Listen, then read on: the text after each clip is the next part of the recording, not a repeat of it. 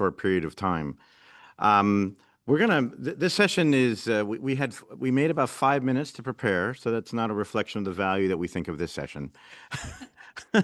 But I thought we would just quickly have I think most people know who is at the table, but we'll do one more quick round of introductions, and we'll allow Arnaud, who's visiting us remotely. If I'm not mistaken, Arnaud, I think you're dialing in from Brazil.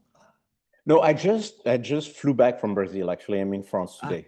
Okay, just back from Brazil, from your roadshow there. Fantastic. Thank you so much for making the time. So we'll do a round of introductions. We've got a few questions that we will answer, and we want audience participation on some of these questions around what is value, or valuism, or values, or some other idiom of value. And then I'm going to attempt to do a brief, somewhat chronological order of what I took away from each of the sessions as we went through. And we'll see how that goes, if that's really a reflection of what was discussed or if it's more of a reflection of what's going on in my head.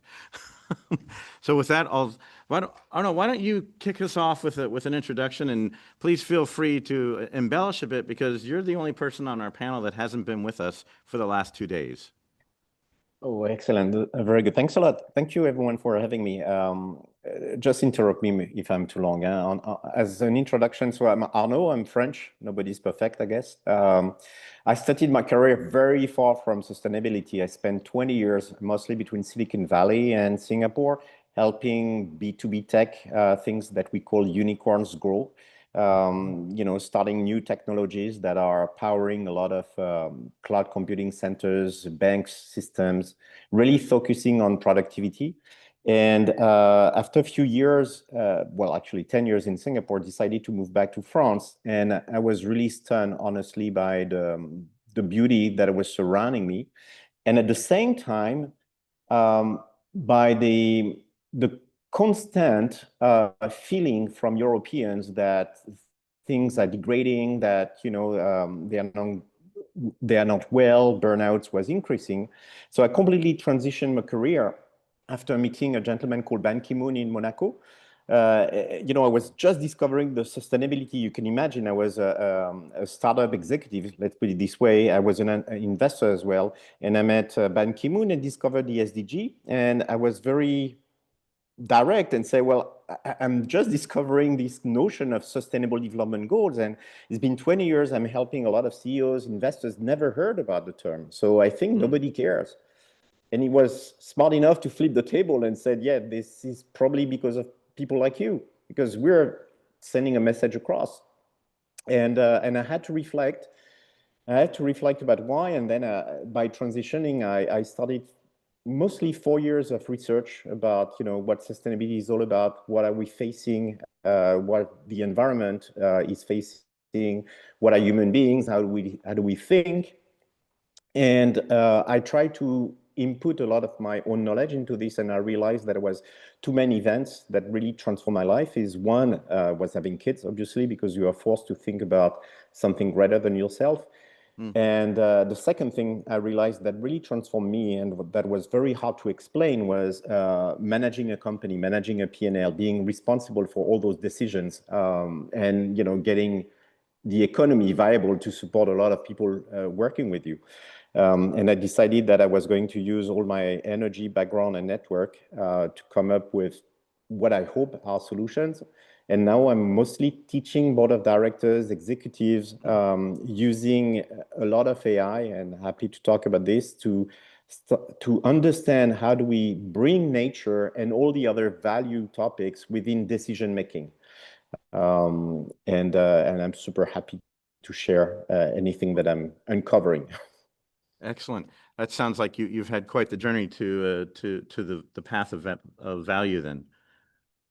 Absolutely. Excellent. Absolutely. It was tough. But we're still just at the beginning. So keep going, as I say in Japanese, ganbatte. I know everyone, we've heard from Gautam many times today, but maybe just very quickly, once again, a quick introduction of what is it that makes you tick? Why value? Why sustainability? I'm just excited about value and value creation and value measurements. And of course, sustainability is one of the measurements that Philip is working on. And it's very exciting to see the width of the value creation movement through this conference. You know, people like Samoto-san and all kinds of people who have talked about different subjects. So I'm very, very, very happy that you've been able to pull this off. It's a very difficult thing, and you really need everyone's congratulations. So let's do that.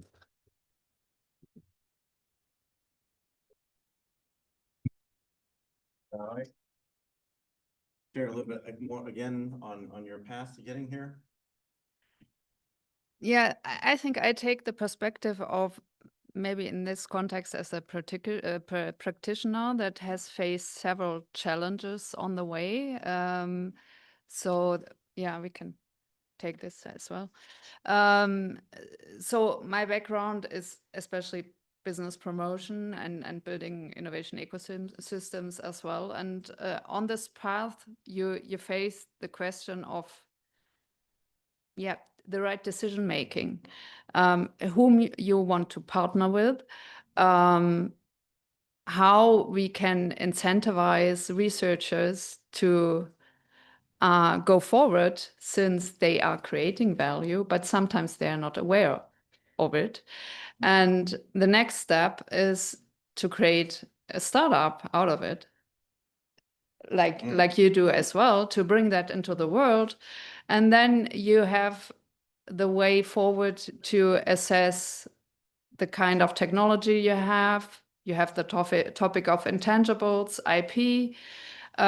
You have the topic, what kind of value am I preserving as a social startup, or recreating, or maybe destroying as a corporate? And all these different systems and questions came all along the way. And so we try to create at least a framework to guide researchers on the way out of academia to build startups and give startups an idea what kind of value they create. But you need frameworks for this and to assess this. And that's what led me here, actually. Excellent. Thank you. Is there anything we don't know about you yet, Philip? What? I don't know. What don't you know, Paul? You haven't told us in the last 2 days. Okay. So believe it or not, I'm a marketing professor. And I had the unfortunate pleasure of watching them change the definition of marketing.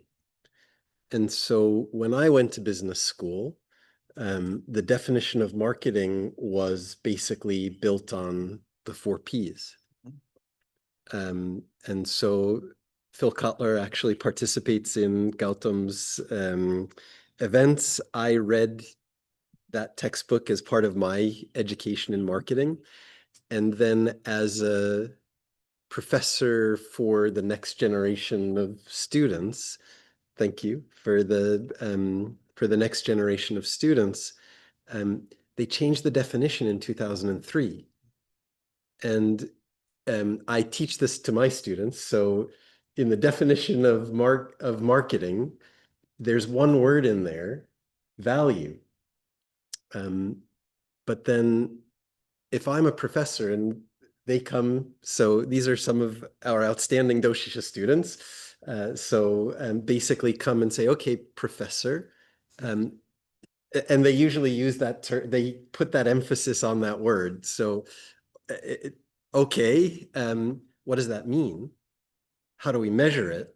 And the answer has been, well, that depends on the company, it depends on the industry, it depends on the market. And then typically the answer is, yeah, okay, but how do we measure it? And so I started a very long quest to try to find somebody else in the world who has done all of this. And very unfortunately, people told me that it was impossible, and nobody had actually done it. And so probably being not the smartest person in the room, I decided to try to figure out if we could do that so that I could actually have something to teach the next generation of leaders. What does value really mean, so that it's not just the fluff that marketers or advertisers or people in my world actually talk about. So I think some of the things that you're seeing in the conference over these last 2 days has been trying to help you all sort of see the different threads that are out there. And again, I would love to have this bigger team pull together so that it isn't just one small, individual or group, but that we can make this something truly global and high impact to get to this level so that we can get past all of that fluff. And the machine for making fluff is very powerful. And as a marketing professor, I don't want to be a part of that machine. And so I think you're seeing my sort of allergic reaction to it. And I'm also, sorry, I'm talking longer than I should, but basically very lucky to have Yoshia, who's not sitting on the panel today, but who has been championing this idea of Seiryo Kuzenyo Jita Kyoe and thinking about, and again, being in Japan, being in Kyoto, how do we take all of these principles and ideas and put them into the global understanding of value? And so I think just you're seeing over 2 days trying to bring together so many amazing people to sort of build that team together, so that just like she showed yesterday, like standing back to back and standing up together, that we can actually do that. So I think, I'm not sure if you knew that about me or not, but there's sort of this drive to try to get everybody together to define value so that we can move on to creating it, and not just talking in endless circles about, yes, we should do this, because the next generation is sort of counting on us. Yeah, so that's there we go. I just want to make. Please. So, Philip, you've come a long way from the time you and I met in 2019, and this all was a dream, not only for you, but for me, of how we can make value all pervasive. And one of the things that I found today was that while we keep changing and we keep learning, we're also growing this whole movement, and we're also growing the whole value creation methodology, which is not only the measurement but also the thinking. And I am very excited that there's a group of people that you've been able to put together that can do this. And if we can get the business people to get more involved, I think we'll have something really worthwhile. I also think the thought of combining valuism with the Value Creation Conference, Valuism 2026, with the Value Creation 9th Global Conference on Value Creation would be a super idea, because we really need to give this that next push that is needed. So thank you again. Well, I think towards the end of this session, we'll talk a little about what should be some of the themes that we talk about in, 15 months from now on valuism. So please, everyone, get ready to throw out your ideas, because we're going to be asking you in about 30 minutes for your contribution on that. I'll just add a little bit for myself on. So I'm the non-academic on the table. I'm the non-academic in most of the meetings I think that we have. I have spent 35 years working in Asia. Initially started working in the energy sector, with some touching of sustainability, working with one of the Japanese largest engineering companies and selling scrubbers to coal-fired power plants pretty much all around the world. I just lived in Japan, but my sales territory was planet Earth, ex-Japan, was interesting. And then I moved into management consulting with large firms like Deloitte and then E&Y, and moved away from kind of the sustainability, thinking I could create more value, helping companies with IT, and how to do business transformation at a global scale, and then kind of had a midlife crisis in my mid to late 40s and thought, you know what, I got to figure out something else I want to do. And what did I really enjoy in my life early on? And that was when I was involved with trying to so-called save the world in the hydrocarbon sector of taking out SO2. Nobody cared about CO2 in the 90s. It was SO2. We had to make sure that the paint wouldn't come off of the new cars from acid rain. So that was the impetus for that. And then I started my own company in China to understand, for my own purpose of how do I help companies actually reduce their emissions, and very quickly came to learn that they didn't care about that, but they did care about I could actually help them reduce cost by taking out significant amounts of money from their energy bill. And so initially I thought I'd work with real estate, commercial real estate, shopping centers, hotels, office buildings, and it came to understand that building owners don't really give a damn about what their tenants have to pay for energy bills, and discovered that if I pivoted over to factories, big factories that had a $30 or $40 million a year electric bill, and you went to told them, hey, I can reduce your emissions, and they would start to close the door. It's about, I can also help you save about 30% of your electric bill. The door would open up again, and they would let us come in. And we started doing some really interesting things in China. I sold that organization, came back to Japan in 2020, and kind of ended up back in the world of corporate and IT. I'm thinking, you know what, this isn't really fulfilling my purpose. And then I saw a presentation that I really didn't understand online because it was COVID. And there was this guy down in Kyoto talking about something called the Value Research Center and value this and value that. I'm like, what is this? And I called you up afterwards and we started a conversation. And that was about 4 years ago. And we've maintained a very close relationship and helping me keep grounded in, it's not sustainability, it's value. We have to create value, and there has to be more to it than just profit. So thank you for that. Thank you for everything you're doing. Thank you for allowing me to be involved in this. So that's just a little bit of my story of how I ended up here. So the next thing I want to do is I want to talk about valuism and what is valuism. And what's the difference, or is there a difference between valuism and value creation? And Arnaud, why don't you kick us off with this conversation? Because again, we haven't heard from you in the last 2 days, and let's you're kind of untainted by everything that's happened in the room for the last 2 days. Let's hear a fresh perspective. You're on mute. Yes, unmute. Thanks a lot. So a very, very important question indeed. And actually, just like you, I discovered the definition of value from during my business school time, actually. And I was shocked because before entering the business school, I thought that values was very fluffy. And I realized that value is very, very clear, actually, when you listen to business people.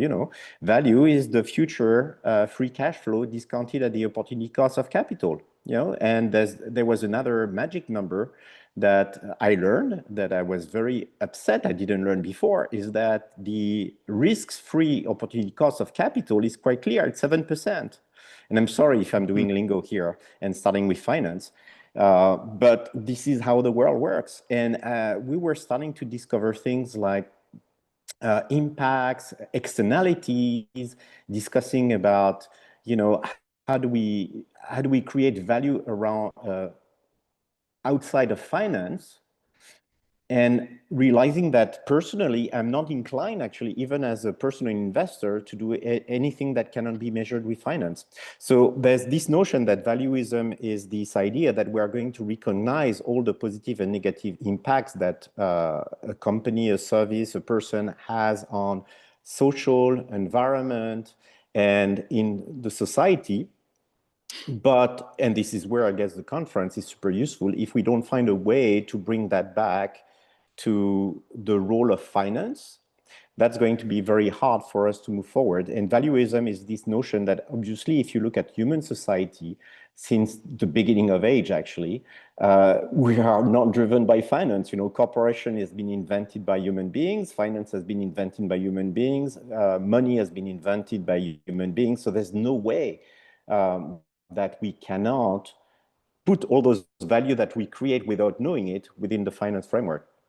And that's really what where I want to kick us off. Excellent, thank you. Valerie, why don't you give us your views on value creation?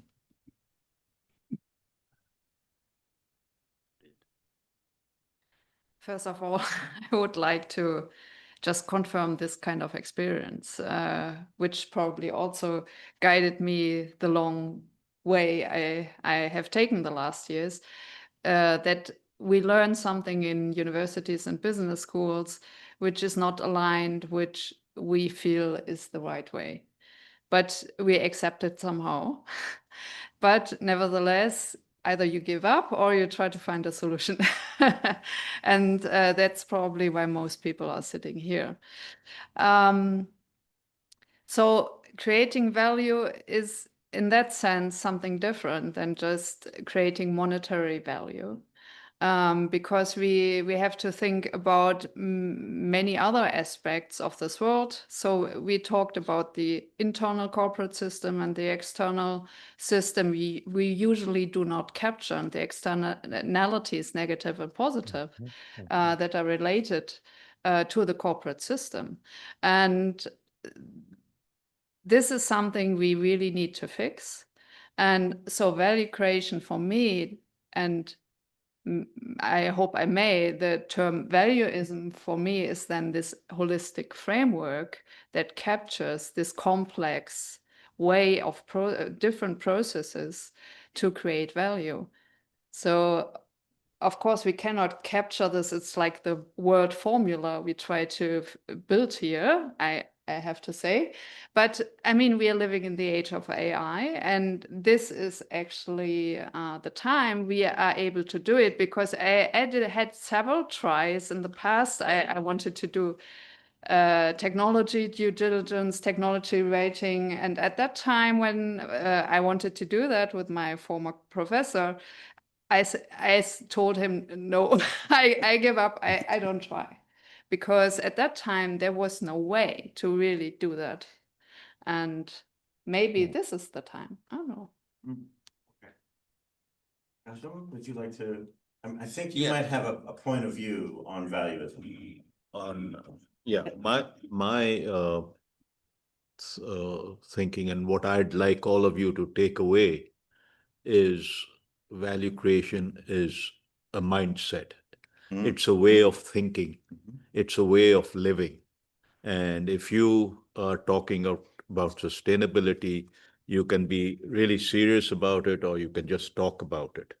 And if your mindset is that you are going to be really serious about it, you will do whatever little thing you can do. So the first step is the mindset. The other thing that we should incorporate in the future is value creation and education. It's very important that because everyone keeps talking about it's not available in the mainstream of teaching and things of that sort. And the third thing that I would like to see, which people like Philip might think is heresy, is to replace the MBA by the MVC, which is the Masters of Value Creation. Because at the end of the day, we want to be value creators. We don't want to be administrators. And the MBA teaches us to be administrators. Excellent, thank you. Philip, you're up. Okay. So one of the things I just want to re-emphasize, so I agree with the education piece, that's fundamental. And I like the idea of a master's in value creation, so I don't think it's heresy. I actually have on my whiteboard in my office, Chief Marketing Officer, and I think I've crossed it out to Chief Value Officer, so that really marketing is this thinking about bringing something to market.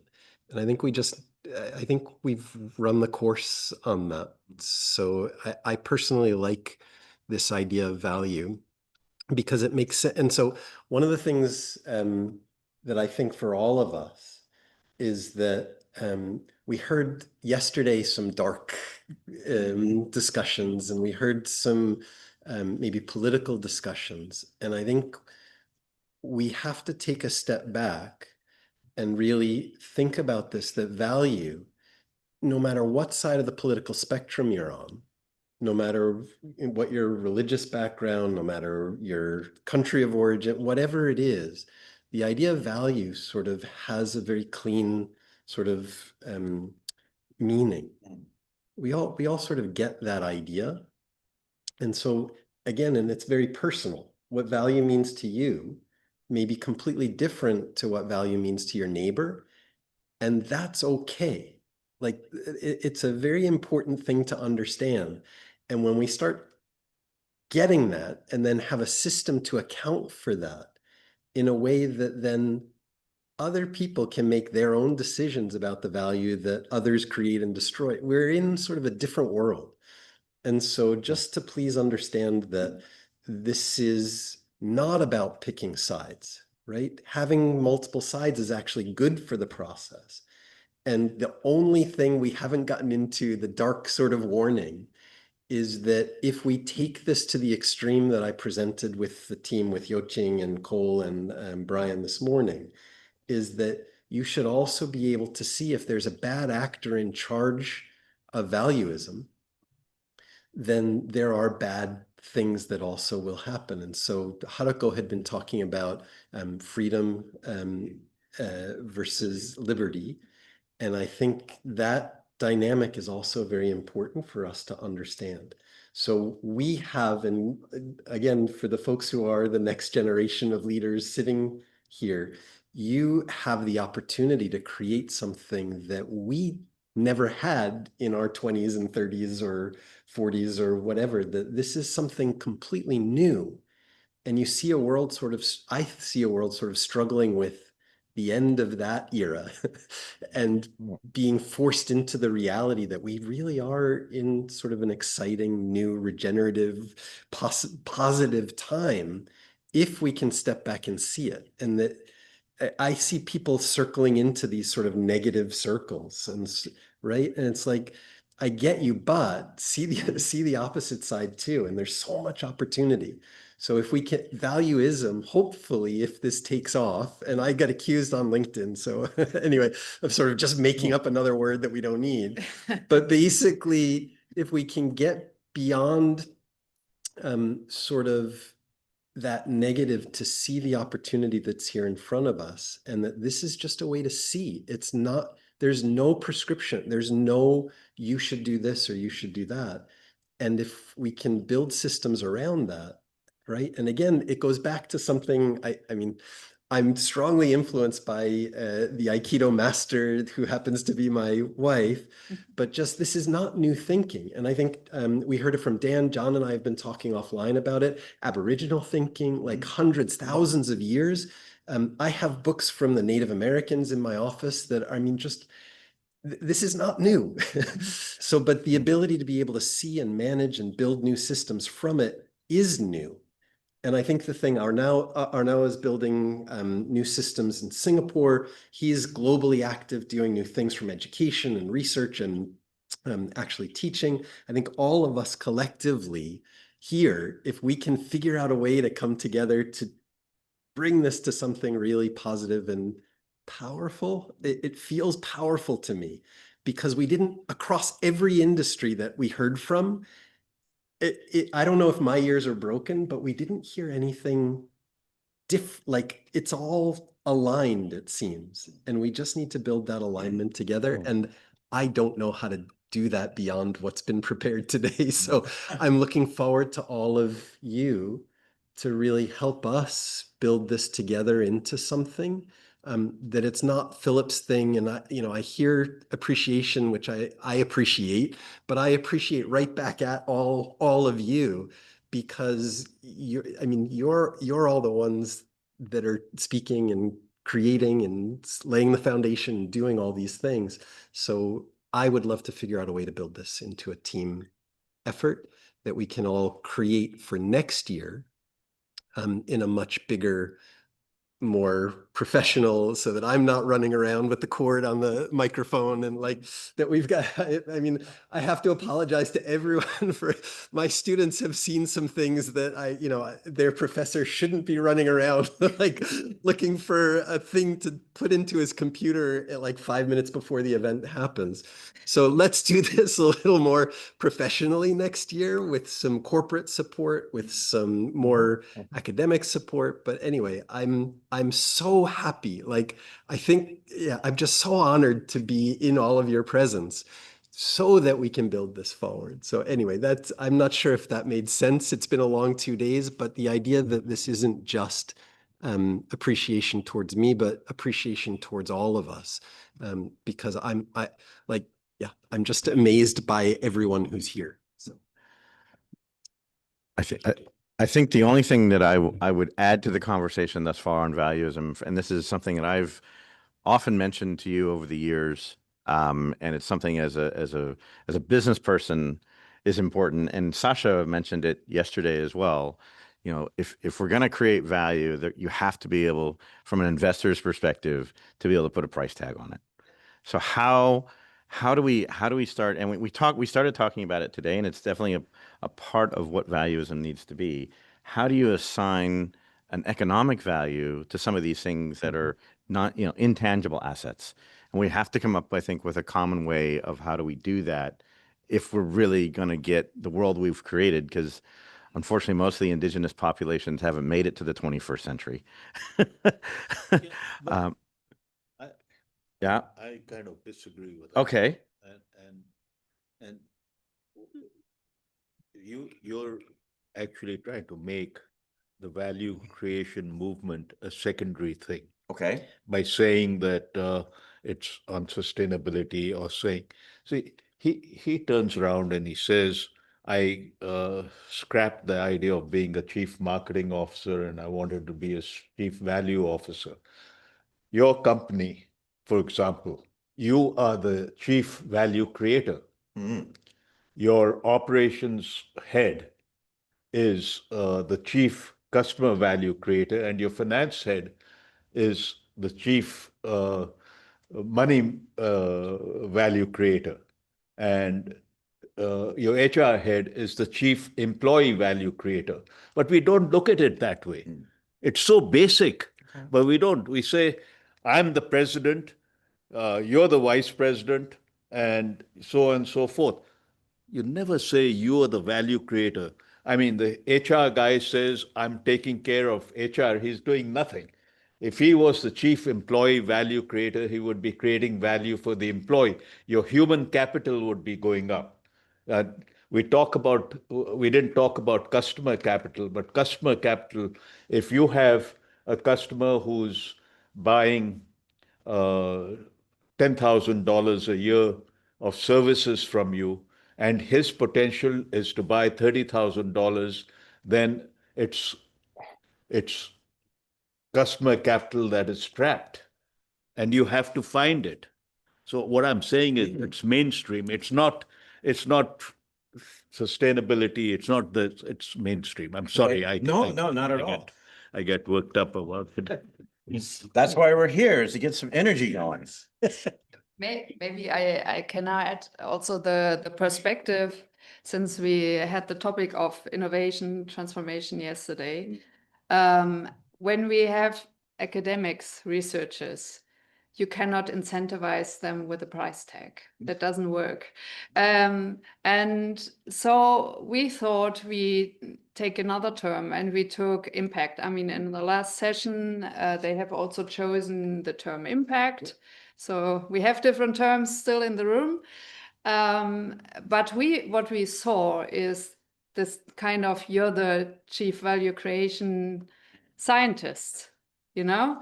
This incentivized the people to really do something, to find partners there in the world, because in the end, they don't want to commercialize, but they want their idea to live in this world and to do good.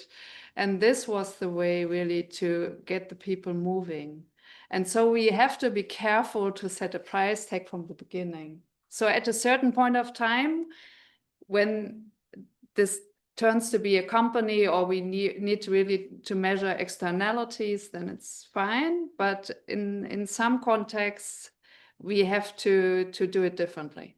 But this is also part of valuism, I think. So the movement needs to become huge. Well, So we can change the mindset. May I offer? go ahead. I was thinking maybe to share with you, and I hope it's going to help you reflect, and I'm sorry, my personal journey into this. The first thing I did, honestly, when I realized that there was something around sustainability, value, etc., I started a database that honestly, sometimes I wish I had not started, is I decided to list all the issues, potential global issues that we are facing as humanity, according to scientists. You know, I'm an engineer, I trust science. And obviously the first entry in the database is everything linked to climate. But very quickly, you realize that you end up with things like burnout, increase of diabetes, suicides among young people, well-being. Today, the database has, I think, 396 entries, very well documented from scientists all over the world about humanity's problems. And obviously, as an entrepreneur in residence in many incubators, I was using the database to try to force and influence new entrepreneurs, new innovators to fix one of those problems. But then I had to realize that those problems were known already for most of them when I started my career. And then I turned and started to think, and this is why, you know, we need to do a conscious examination of our life. I started to ask myself, why didn't I care actually about those problems? You know, what are the stories I'm telling myself not to fix those problems? You know, being on sustainability, being on I'm not sure if you guys know, but most of the insects are disappearing. The ocean is, you know, we are living a real tragedy in the ocean at the moment. It's everywhere. And then I came up with the concept. I mean, it's obviously known for you. You know, we talk about purpose. We talk about purpose, organization purpose, personal purpose. Then how do we link my own purpose to the organization purpose? And there's a very interesting exercise that you can run, especially when you talk to organization, is asking them, why do they exist? But then you ask the 3 times why. You know, why do they exist? Most of the time they will give you an answer. Then you say why. Then you say why. And this is where I think, coming back to valuism, we can start thinking about how do we grow this movement larger, is first by realizing that corporations don't exist. They are social organizations. So they are human beings there that have their own personal stories that they try to fit into the organization stories. And most of the time, because we are driven in highly financially incentivized world, the organization purpose doesn't exist anymore. So all that long story to say that maybe there's a way where we start focusing on what are the true problems that exist and start asking corporations outside of the value they create, how do they help cope with those problems? And it's okay if they have decided not to cope with that problem. It's okay if they have decided to come up with the next instant noodle soup that is full of sugar, that is not going to help. Because what we see also is today we start to see new leaders that are deciding, and I'm echoing to the last panel that you had, we are starting to see leaders that are starting to stop business divisions. You know, they are starting to say, well, I'm sorry, I'm not going to continue doing wipes for kids and cleaning tissues because I don't have a way to do it sustainably. And that company, it's a French company, called Mustela. It's a lot of baby products. These wipes is 20% of their business. But we see those new leaders coming up and say, well, we have so many problems. I don't want to add to those problems. And what I think Valuism can help, and this conference can help, is find all those leaders that are obviously not fitting the narrative today. So they are fighting every single day and they don't have time to connect with each other. Most of the time when I meet them, they feel that they are alone. And I'm sorry it was too long, but I hope I'm helping you reflect on the, putting a price tag and thinking about valuism and linking that to finance. Yes, and I want to build on that a little bit more. So and I think it was from Paul's point about like, this is really big, and it's really big. And it's a system, it's a system, and it's thinking about instead of a Band-Aid, it's stepping back and thinking about the whole system. And it's, related to what Arnaud is talking about too. What are those future institutions? What is that future that we're building towards? And we've seen all the sci-fi, horror, whatever, zombie films or the end of the world. I'd love to see the more positive view of that too. And it isn't as negative. And I think that's part of the work that Professor Rockstrom, I've just forgotten the name of his initiative, but like getting all the real numbers to show how many people are not at extreme poverty anymore, right? The people who are actually able to earn a living wage, and sort of the evolution over time of like people who are healthier, right? Like if we look at the numbers, I hear all the doom and gloom, but in reality, humanity seems to be making positive progress forward. Among the SGDs that were kind of on track, that's the one. Yeah, but basically so again, the SDGs have been a good idea. It's been an evolution, but we need something next. And so what is that next system? It's, I think, something that, we've been talking about here together, but if valuism can actually just give us that sort of politicized view of like, here's just how things are. And then it's up to all of the incredible people out there online who, hopefully will hear this recording at some point in the future too, that the onus is there to actually build these new things. So, I see the future as being very positive, and I see us going through a process of figuring out what is our purpose, where are we really going, what is important to us, because we've taken so many things for granted, and we've built all these fluffy systems that we just need that hard rigor attached to them again. And I think that, we badmouth Milton Friedman, and he's the reason that we are in this mess. But I don't agree with it so much anymore. I used to be very strongly negative. But if you read, I urge you all to read The Purpose of a Corporation is to Make Profit. And like, he laid out the case for what we have to do to actually overcome, take the step beyond a profit focus. And so the onus is on us. Yeah. It's very clear. And there's a guy in my field in marketing called Gasky, who's been very, very clear on, you guys haven't done it, right? Very conservative view of business in the world, basically saying, stop crying. We have to actually build these things to move forward in a clear way. And even Greta, right? Blah, blah, blah, right? Like, stop talking, let's do it. And so that's my challenge, I guess, to all of us here, is that the talk is wonderful, but let's put these things into action. I just want to make a comment on that, because you're absolutely right. You're 100% right. The fact is, she comes around and she says, there are companies that have been in business for 200 years. How the hell have they been in business for 200 years? Because they've been creating value, and they've been changing with the time and creating value over and over and over again. And that's why they are in existence. And there's a hell of a lot of companies that are making a lot of money. And they've done it by creating value. The problem is you and I and you, we don't know what is the value creation mechanism that they've used, neither do they.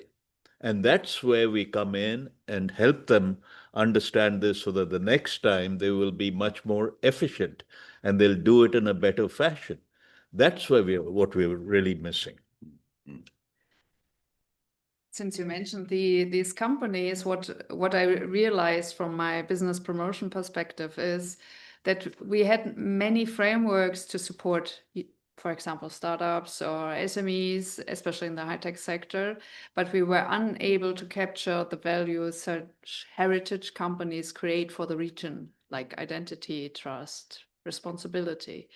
And so we had no measurement to really say what would we like to preserve and what is the value they create and what we do that they survive. Because what we see in Germany is we haven't captured the value, so they disappeared. And I see in Japan, they are much more and they are in danger, actually. And it would be really sad if the same would happen in Japan, since in Germany, it's already, most of them are gone, actually. Yeah. The tea companies are disappearing. Yes. The farmers Farmers are disappearing. Yeah. And this is local identity. I mean, in times of AI and globalized companies, I mean, we see that we are human and we need something like roots and identity. And I mean, we also need to redefine what are we and what is the AI able to do. I mean, this is also something we need to redefine. And so technology needs to be human-centric and not, it's not nothing that is there for itself, but for us. And this is something we are not able to define yet. And this is what we actually see in the US now or in China. I just got one more. I'm sorry. It's just bubbling up now. It's been 2 days of being very quiet. So Yoshia Sugai yesterday showed a demonstration. And if you remember that demonstration, the first team started off with wanting to kill each other. And then I'm not sure if you took time to think on this at all, but that evolution to that second person who actually was strong enough to actually do something negative to their opponent, but didn't, right?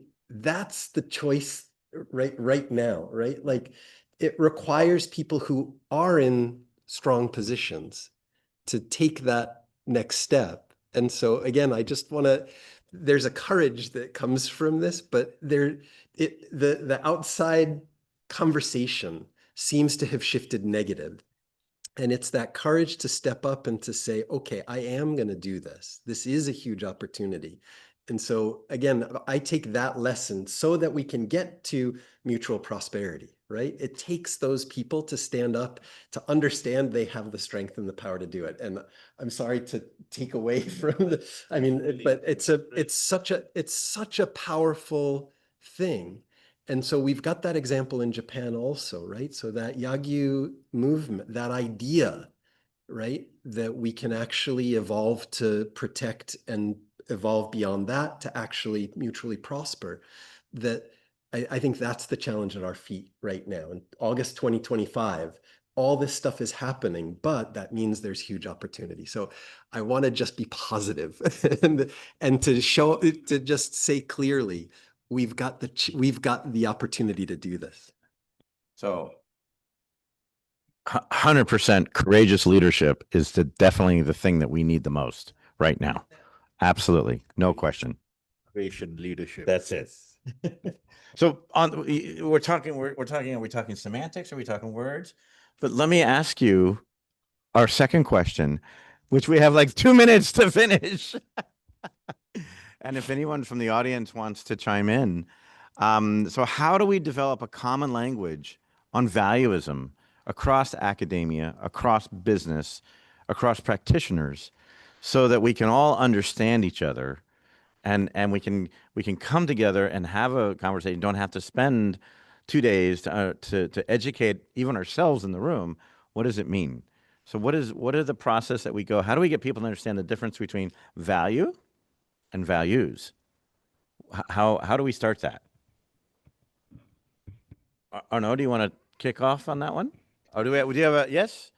Yes. Yeah. I actually, it's a very good question. I will one thing I will do for us to help is maybe reach out also to the people who have been working in impact investing, impact management, impact measurement, because the topics are very similar, and echoing what also what we were talking about on Germany and Europe in general. As we talk about valuism and measure it, I think it's very, very important indeed that we think about what AI is going to do, because it's pretty clear now in my mind that AI is going to disrupt fundamentally the knowledge service workers and the work. So it means that the economic value of knowledge work is probably going to go down drastically, which means that we have an opportunity that is unique indeed to start capturing the values that social organizations like companies are organizing. So I would say reach out to the impact world, because they have been working on this at the same time, and be pragmatic in thinking about how everything that we are doing is going to be impacting by AI, without obviously reading the headlines every day and thinking more long term, because it's pretty clear that AI it's a massive game changer, probably close to the industrial revolution. Yes, Semoto-san, please.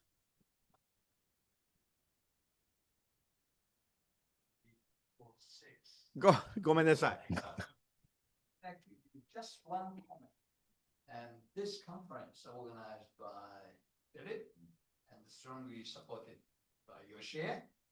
I think this is the first class conference, as the first conference of new creation of new value. Right now, SD is a big move, but in 5 years, valuism is going to become the lead term for the society. But only one thing I'd like to ask you for the next year conference. So far, discussion was a first class, very, very high class, and I learned a lot. But if we could add more information, especially raw information from the field, from the company, or from the industry. So far, I think the discussion was very high class, very academic, very intellectual.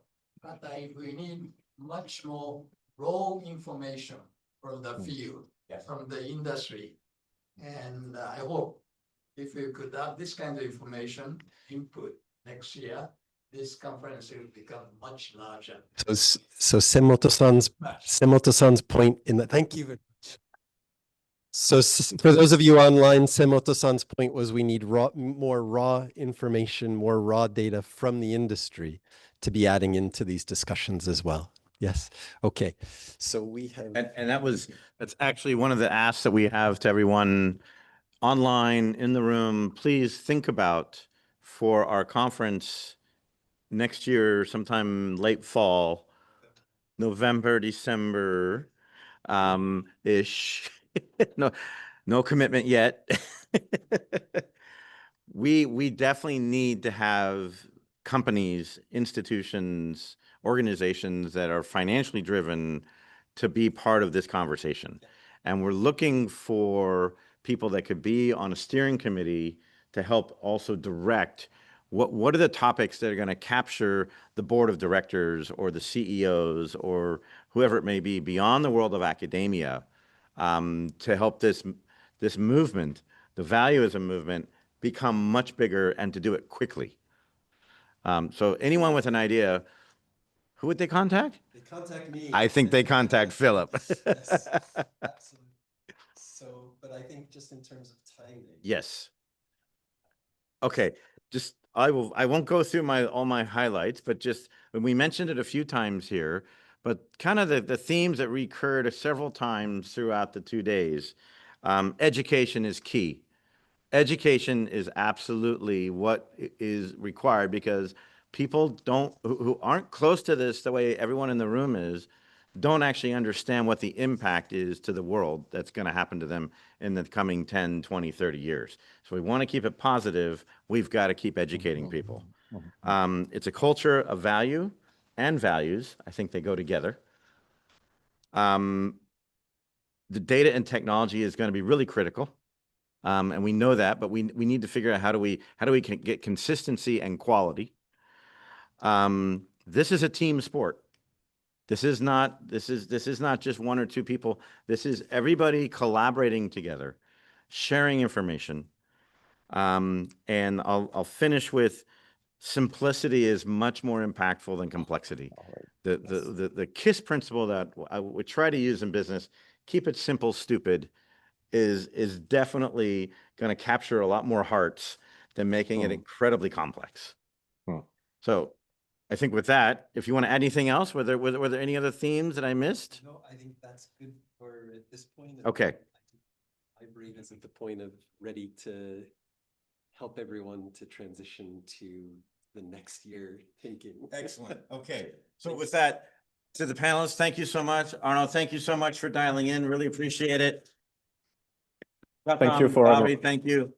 Philip, take it home. Okay, so give me one small minute. And need to take Arnaud off the spotlight.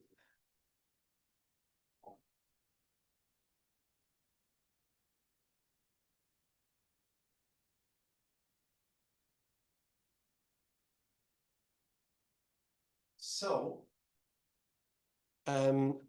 I would first just like to thank all of you. And there's a team you probably might have known as Doina, Trista, David, have been part of the organizing committee together with Haruko. We have Nakao Sensei, the Kansai University team, Kobe University also actively involved. There are a bunch of people who have done incredible things. We have our outstanding students. So Ellen, Talia, Christina, who's had to leave. So just my deep appreciation to first that whole team, plus all of you, for taking so much time out of your schedules just to focus on this little word value. We've had people fly from overseas. We've had people take time out of their incredibly busy schedules. Paul, for just, you came from Singapore and just jumped into the room right after that. I'm not sure if I could do that. So just, yeah. So, but anyway, so just honestly, Yoshi and I have talked about it a lot, just how touched we both are. But I'm particularly touched by the amount of just passion, energy, commitment from all of you. I hope all of you have gotten the chance to meet and interact with each other. So one request, so we have a contact list for everyone who's joined. I'd like to just be able to share that with all of you, plus all of the contents from the discussions to share. We've recorded this so that we can make this available. And I believe we've recorded both English and Japanese channels.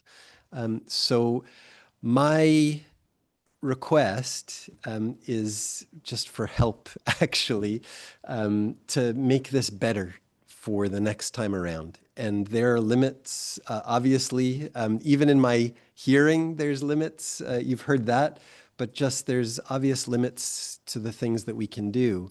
So please help us to make this better for the next year. And my closing is, this is as far as Valuism has gotten up until today. I was told by the founder of stakeholder theory that basically the thing I was trying to do is impossible. Okay, so Gautam, I met Gautam shortly after that. And I'm not sure if you know the story of Qualcomm.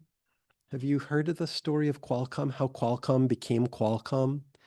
The founders were told that CDMA, Code Division Multiplex Access, CDMA, dividing people accessing a radio tower at the same time through code, was impossible. And their answer was, well, it's only impossible for 10 reasons. And if we can actually fix just one of them, then we can definitely fix the other 9. And so I think the measurement of value, like we've outlined in terms of valuism this morning and throughout the conference, most people think it's too big and it's impossible. But I think we've got, I mean, from hearing the conversations and the things that have come out, I think we honestly do have the basis to solve this for future generations. And so that's sort of our responsibility collectively for those of you who are interested in sort of helping to do this. No obligation or requirement. But for me, this is not something that we should get sucked into the negativity. So how can we turn this into a positive discussion so that we can actually do something collectively positive? Okay, so I'd personally like to thank again all of you. You've seen all of these different threads coming together. And Yoshia actually uses one example in her teaching from Domyo, who is a braiding company. And each thread, again, I'm just explaining your stuff, but basically each thread comes together to create something completely new and unique and beautiful. So again, if we've got 100 threads, if we've got 1,000 threads, if we've got 1,000,000 threads weaving together to create something truly unique, that's a future that I can get very excited about. So I'm so incredibly excited that we got to 6:15 and the Zoom worked and all of you actually ate and got lunch and had coffee and all of those things, had wonderful tea. So I'm just so much energized from all of you. And so thank you for everybody online. Thank you to the incredible team. And please help us to create this next chapter so that in November, December next year, so we can choose a date, together with Gautam, we can have this global Creating Value conference here in Kyoto, and together with all the wonderful things that we've been talking about. So really, honestly, thank you for being here for so long, and I'm really looking forward to next year. So thank you all very much.